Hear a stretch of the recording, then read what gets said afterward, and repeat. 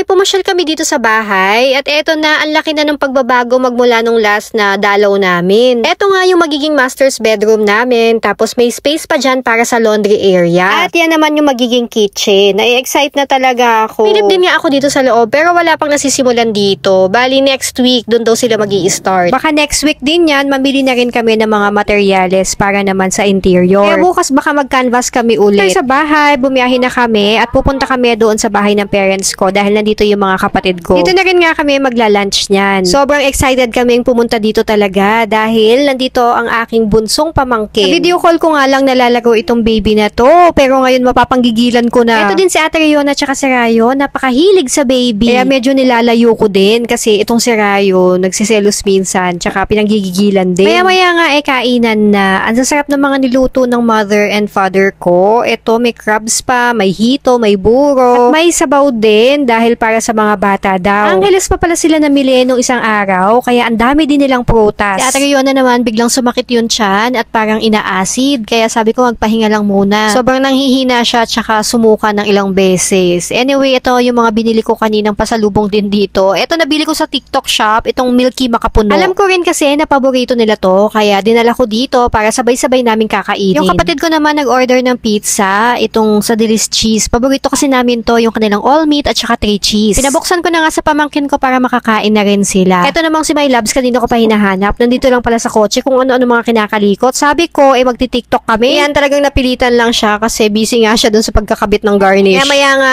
umalis naman kaming magkakapatid para sunduin yung aming bunso. Sabi nga magkakapatid siya na lang ang walang anak, kaya yung mga pamangkin na lang niya yung ini-spoil. Nagpapili din nga pala ako sa kanya ng puto bongbong tsaka bibingka doon sa Angeles kasi madadaanan niya yun pa uwi. Pagbalik namin sa bahay, medyo okay na si Ate Riona kaya nakakapag-bonding na sila ng pinsan niya. Medyo maingay lang sa loob kaya pinalabas ko. Sabi ko sa labas na lang sila kumanta. Mag-aalas 4 na, sabi ko sa mother ko, aalis na kami kasi may dadaanan pa. Pupunta kami dito, hindi pwedeng walang take out. Ang daming pinadala sa akin, may puto bongbong, may cheesecake, may prutas pa. Pati ulam ng bata mamayang gabi, meron kompleto na. Para nga daw hindi na kami magluto. At eto naman, tikman ko daw itong tinapang bangus na boneless. O diba, hanggang bukas na ulam, kompleto na. Eto naman si Ryan, hindi tinatantanan yung tita niya hanggat hindi binibigay yung gift. Sa Christmas pa nga yan dapat ibibigay. Kaso excited talaga itong batang to sa TOI board game niya. Kung nga dapat ang bibili niyan, tinatanong niya kung ano daw ang gustong gift ni Ryan. Kaya yan na lang yung sinabi kong wishlist niya. Ito pa namang tita niya, mabuo lang ni Ryan yung isang sentence. Naku, bibilhan agad sa sobrang tuwa. Grabe, sobrang traffic dito sa Pampanga kahit saan ngayon, mapa Mexico at San Fernando. Kaya inabot kami ng gabi kahit maaga kaming umalis doon.